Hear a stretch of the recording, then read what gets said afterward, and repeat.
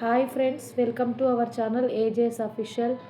ఈరోజు వీడియో వచ్చేసి ఏంటంటే చాలా బాధాకరమైంది ఫ్రెండ్స్. ఏంటంటే మొన్న నేను ఒక వీడియో చేశాను, గడ్డం రాజన్న చనిపోయిందని. ఈ మధ్యలో అన్ని చావు వార్తలే వినాల్సి వస్తుంది. ఫోన్ ఓపెన్ చేసి యూట్యూబ్ ఓపెన్ చేస్తే చాలు అన్ని చావు వార్తలు, ఇట్లా చనిపోయారు, అట్లా చనిపోయారు, యాక్సిడెంట్లో చనిపోయారు, ఉరి పెట్టడం వల్ల చనిపోయారు అని ఇలాంటి న్యూసెస్ చాలా వస్తున్నాయి. చాలామంది చనిపోతున్నారు. అసలు ఏంటో ఏమో. మొన్ననేమో అట్లా బస్సు బైకు గుద్దుకొని అట్లా బస్సు వేలి అట్లా చాలామంది చనిపోయారు. అట్లా చాలామంది ప్రాణాలు కోల్పోయారు. అట్లా చాలా బాధ అనిపించింది. మళ్ళీ మొన్న తాండూరు నుంచి హైదరాబాద్కి వెళ్ళే బస్సు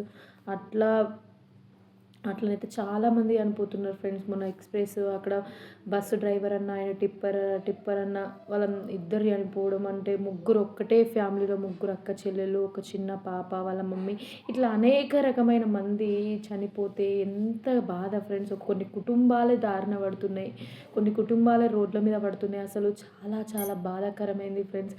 అసలు ఎందుకు ఇట్లా జరుగుతుందో అర్థం కావట్లే. బైకుల మీద, సైకిళ్ళ మీద, ఇట్లా కార్లలో వెళ్తేనే ప్రమాదం అనుకుంటే, మంచి సురక్షితమైన ప్రయాణమైన బస్సులలో వెళ్తే కూడా ఇట్లా జరుగుతుందంటే, ఇంకా మనుషులు, ప్రయాణికులు ఎందులో వెళ్ళాలన్నా కూడా ఈ రోజులలో భయపడాల్సి వస్తుంది. కాబట్టి ఎట్లా ఫ్రెండ్స్, అసలు చాలా బాధాకరమైంది. యూట్యూబ్ ఓపెన్ చేస్తే చాలు చనిపోవడం ఇట్లా చనిపోయారు, అట్లా చనిపోయారని. అసలు ఈ తాండూరు నుంచి హైదరాబాద్కి వెళ్ళే బస్సు అయితే చాలా బాధాకరమైంది ఫ్రెండ్స్. అసలు నాకు చెప్పుతుంటేనే ఏడుపు వస్తుంది. ఎందుకంటే ఎంతోమంది పిల్లల్ని కోల్పోయిన తల్లిదండ్రులను కోల్పోయిన పిల్లలు, ఇట్లా అనేక విధమైన బాధపడుతున్నారు. ఇప్పుడు రోడ్ల మీద పడుతున్నారు. ఇప్పుడు 19 మంది చనిపోయారు. ఆరోగ్యం మంచిగా లేక కొంతమంది హాస్పిటల్లో అడ్మిట్ అయ్యి మళ్ళీ మిగతా మంది కూడా చనిపోయారు. 25 మంది అంటే ఇంకా 6 చనిపోయారు. అసలు బాధాకరమైన విషయం ఫ్రెండ్స్. దయచేసి నేను ఒక్కటే చెప్పాల్సింది, ఆర్టీసీ డ్రైవర్స్ అయినా సరే వాళ్ళే కూడా ప్రాణాలే. మిమ్మల్ని నమ్ముకొని బస్ ఎక్కి ప్రయాణిస్తున్న ప్రయాణికులది కూడా ప్రాణాలే. దయచేసి మంచిగా ఒక జాగ్రత్తగా వహించి జాగ్రత్తగా నడపండి. ఎందుకంటే అందరూ వాళ్ళ కుటుంబాలు వాళ్ళపైన హోప్స్ పెట్టుకొని బ్రతుకుతున్నారు. చిన్న పిల్లలైనా సరే, పెద్దవాళ్ళైనా సరే, అందరూ హోప్స్తోనే బ్రతుకుతున్నారు. కాబట్టి దయచేసి ఎవ్వరు కూడా నిర్లక్ష్యం చేయొద్దు. ఎందుకంటే ఇది పోయేది ఒక అది కాదు, ఒక మనిషి ప్రాణం. కాబట్టి ప్లీజ్. మళ్ళీ ఇంకొకటి నేను చెప్పేది ఏంటంటే, ఆ రోడ్లు కూడా సరిగ్గా లేకపోవడం వల్ల, రోడ్లు పెద్దగా చేయకపోవడం వల్ల, రోడ్లు చిన్నగా ఉండడం వల్ల ఇలాంటి అనేక రకమైన యాక్సిడెంట్స్ జరుగుతున్నాయి. కాబట్టి నేను తెలియజేసేది ఒక్కటే, ఎందుకంటే వాళ్ళ ప్రాణాలు పోవడం, వాళ్ళ ప్రాణాలు వేరు కాదు, మన ప్రాణాలు వేరు కాదు.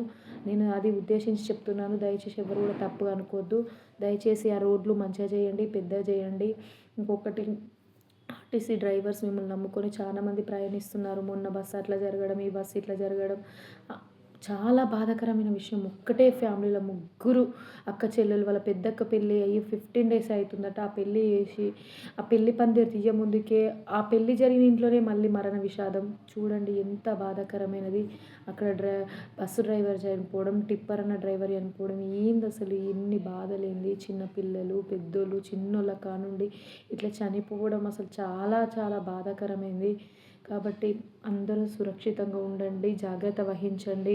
ఆర్టీసీ డ్రైవర్స్ అయినా ఎవరైనా సరే, ఒక ఆటోలలో వెళ్తేనే, కార్లలో వెళ్తేనే, బైక్లలో వెళ్తేనే యాక్సిడెంట్లు అనుకుంటే, ఈ రోజులలో బస్సులలో వెళ్తే కూడా యాక్సిడెంట్ అంటే ప్రయాణికులు జర్నీ చేయడానికి భయపడుతున్నారు.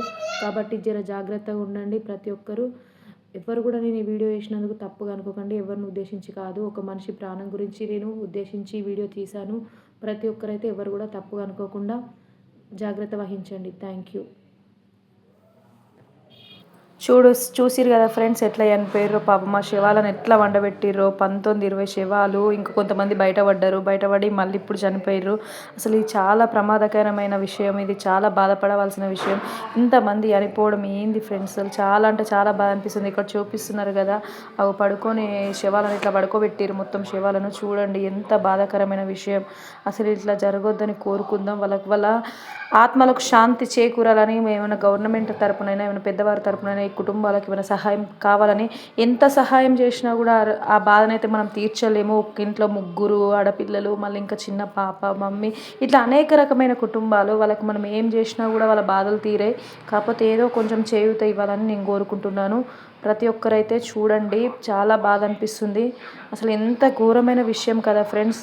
నాకైతే చాలా బాధ అనిపిస్తుంది, చాలా బాధాకరమైన విషయం. Thank you.